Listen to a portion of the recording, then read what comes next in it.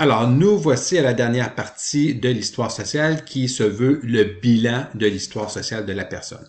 Juste pour faire un petit rappel rapidement, dans les sections précédentes, je vous avais dit tantôt qu'il fallait se répéter souvent dans le travail pour nous dire que l'information qui est écrite dans les autres sections vous provient d'informations qui vous ont été partagées par la personne, à titre d'exemple, de mentionner selon les dires de la personne, ou s'il s'appelle Philippe, Philippe nous rapporte que, selon Philippe, et de cette façon-là, on peut en arriver à comprendre que l'information qui est écrite dans la section, dans les sections de l'histoire sociale, vous sont bel et bien partagées par la personne et il ne s'agit pas ici de jugement de votre part. Donc, assurez-vous là de le faire régulièrement. Je sais que je me répète, mais je vous le dis, j'en ai corrigé des centaines d'histoires sociales depuis que ce projet-là est en place et trop nombreux sont les étudiants qui ne le font pas et ça va vous faire perdre des points.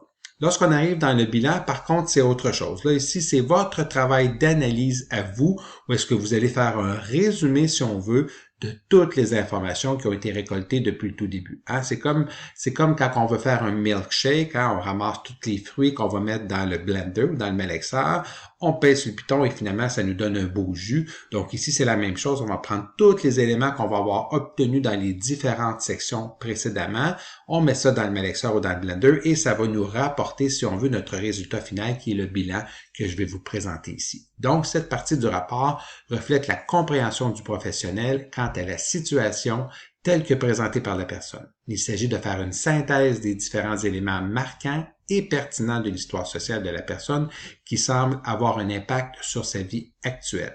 Donc, les deux mots-clés ici, là, c'est marquant et pertinent. Donc, on veut aller chercher les informations qui sont marquantes pour cette personne-là et qui vont venir s'inscrire, là, si on veut, dans son histoire de vie. Dans cette section-ci, je porte une attention particulière sur cet élément-là. Je ne devrais rien apprendre de nouveau sur la personne puisqu'il s'agit d'un bilan. Donc, ce sont des informations qui vont avoir été mentionnées plus tôt et qui vont être ramenées comme étant des éléments importants. Si vous nous apprenez de nouvelles choses, c'est parce que malheureusement, elles n'ont pas été rapportées dans les sections précédentes et ça deviendra une erreur. Donc, il y aura effectivement perte de points ici. Premier point qui doit être apporté ici, c'est le résumé des forces de la personne qui ont un impact sur sa vie. Donc, quelles sont ses qualités, ses forces? Qu'est-ce qu'elle est comme personne qui vraiment fait d'elle quelque chose de bon? Donc, ça peut être ses qualités, sa conciliance, pas sa conciliance, mais excusez-moi, voyons, j'ai comme un blanc. Donc, toute sa résilience plutôt, ou toutes sortes d'autres qualités qu'elle a su utiliser au fil de sa vie pour surmonter les défis ou pour faire ce qu'elle est maintenant. Donc, aptitude, aspect de sa personnalité, qualité, etc. Donc, un petit paragraphe qui va nous regrouper ces forces de la personne. On fait de même par la suite pour les résumés des facteurs familiaux et environnementaux qui semblent avoir influencé le fonctionnement social de la personne. Donc, qu'est-ce qu'elle a vécu autant dans la famille d'origine que dans les différents autres éléments de sa vie, qui fait ce qu'elle est aujourd'hui. Donc, ça peut être question des valeurs transmises par la famille, celles qu'elle aurait gardées, la qualité des relations familiales, ou avec d'autres personnes importantes, ses expériences de vie positives et difficiles. Donc, par exemple, quelqu'un qui aurait vécu, je sais pas moi, une immigration, qui aurait vécu des impacts par rapport à ça, de la négligence parentale, des conflits, avec des collègues de travail, sinon des défis de santé mentale et tout. Donc, on va rapporter tous les défis là auxquels, pas les défis, mais les éléments là, en lien avec la famille et l'environnement qui vont avoir influencé la personne.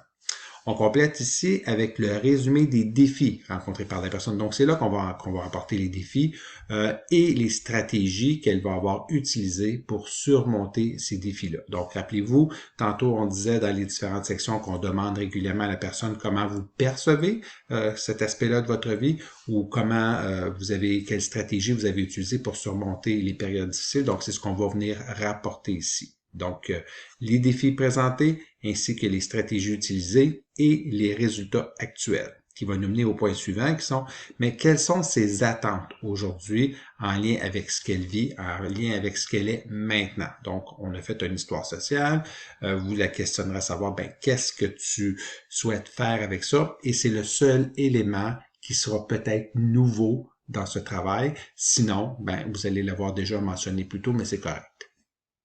Par la suite, on en arrive au point qui est dans le fond le plus important ici, pas le plus important, mais qui va vous ramener plutôt à votre analyse et à créer, si on veut, des petites hypothèses. Donc, ce qu'on veut, c'est que vous fassiez des recommandations et des pistes de solutions pour permettre à la personne d'améliorer sa situation. Donc, en tant que futur technicien en travail social, en analysant, en ayant en tête plutôt les attentes de la personne, veuillez proposer 2 orientations pour un éventuel plan d'intervention. Donc, vers quoi vous pensez qu'elle devrait travailler, quel élément de sa vie elle devrait améliorer. Donc, qui mènerait éventuellement, si on faisait un plan d'intervention. On sait qu'on n'en fera pas parce qu'il s'agit d'un exercice sommatif ici, non pas d'un vrai travail avec une personne dans un organisme. Et après ça, on va vous demander de faire 2 recommandations. Donc, qu'est-ce qu'elle pourrait mettre en place pour en arriver à l'amélioration des 2 aspects qui vont avoir été nommés plus tôt. Ça peut être par exemple des références dans des services, les mises en place de différentes stratégies, etc., qui forcément vont lui permettre de sentir mieux si elle les applique. Évidemment, pour bien accompagner la personne dans sa démarche. Et pour terminer le bilan, on vous demande d'expliquer brièvement comment la personne réagit face à cette rencontre de cueillette d'informations et évidemment son appréciation de la rencontre, mais aussi des orientations que vous allez lui avoir proposées. Donc ça aussi, c'est une autre information qui sera nouvelle parce que vous allez lui demander à ce moment-ci, qu'est-ce que tu penses de cet ouvrage-là, qu'est-ce que tu penses des résultats qu'on a obtenus et qu'est-ce que tu penses de l'exercice que tu vas avoir fait avec nous. Habituellement, le type d'information que vous allez obtenir ici, c'est long. Hein? Les gens vont me dire, je pensais pas que c'était pourrait être aussi long, mais ils vont aussi certainement vous dire qu'ils en ont appris beaucoup sur eux parce que c'est rare qu'ils font cet exercice de remise en question ou d'aller regarder tous les différents aspects de la vie pour contextualiser tout ça. Donc, c'est ce qu'on vous demande de faire ici. Ça ne devrait pas être quelque chose de très long.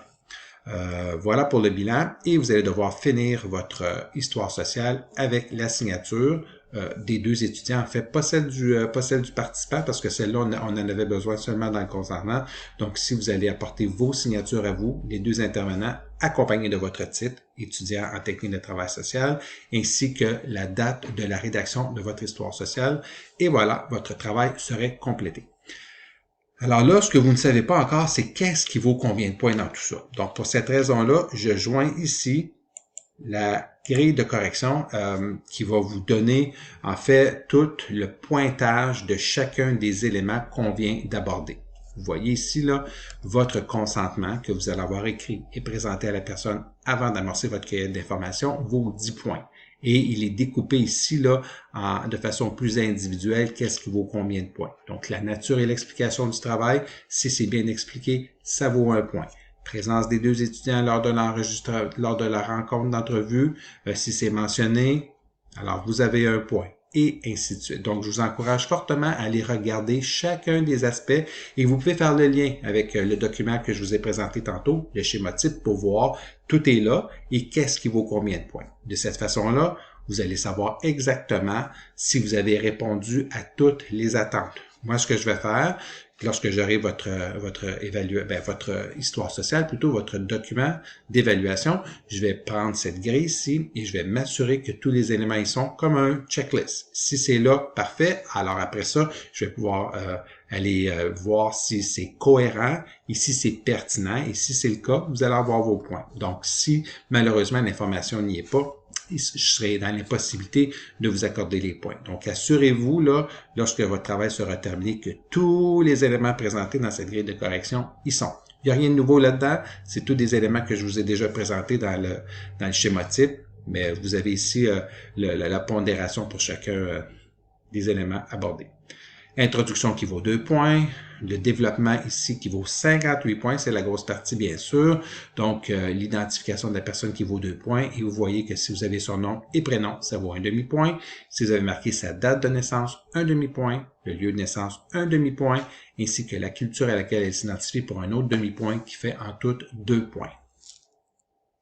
Voilà. Les antécédents familiaux, c'est la même chose. Vous voyez ici que, par exemple, lorsque vous allez nous décrire les parents, ça vaut 4 points. Donc, 2 points pour le papa, 2 points pour la maman, et tous les petits éléments qui vous sont demandés valent un quart de point chacun. Donc, moi, je vais y aller de cette façon-là. Si tout est là, vous avez les points. Si ce n'est pas là, vous perdez des points.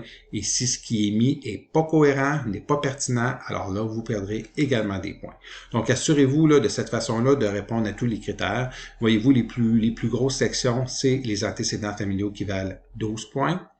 Après ça, 4 points pour chacune des périodes qui est l'enfance et l'adolescence. 4 points pour la vie adulte et la famille actuelle.